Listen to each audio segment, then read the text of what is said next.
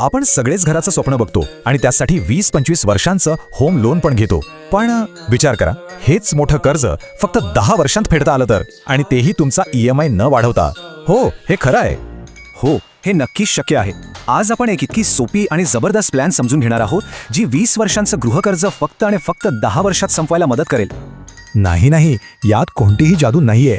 हे आहे smart financial प्लॅनिंगचं एक सोपं गणित, जे अशक्य वाटणारं टार्गेट अगदी शक्य करून दाखवतं. चला तर मग बघूया यामागचं लॉजिक काय आहे, हे सिंपल मॅथ्स काम कसं करतं.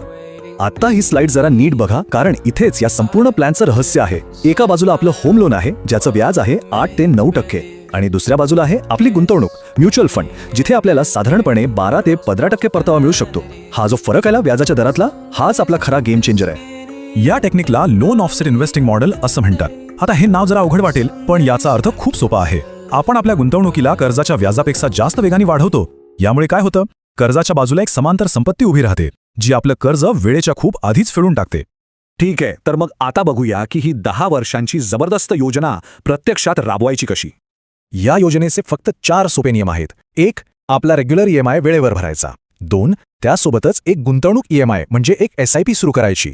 3. वर्षाला जो काही बोनस किंवा अतिरिक्त पैसा मिळेल तो थेट ह्या गुंतवणुकीत टाकायचा. आणि 4. दरवर्षी आपल्या SIPची रक्कम थोडी थोडी वाढवत न्यायची.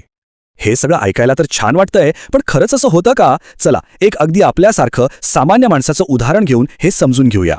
चला आपण एका मध्यमवर्गीय व्यक्तीचं उदाहरण घेऊया. समजा पगार आहे 40,000 रुपये महिना.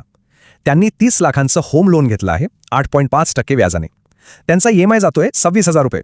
आता यासोबत त्यांनी दर महिन्याला फक्त 7,000 रुपयांची एक SIP सुरू केली, आणि दरवर्षी ती ही SIP फक्त 10%नी वाढवणार आहेत.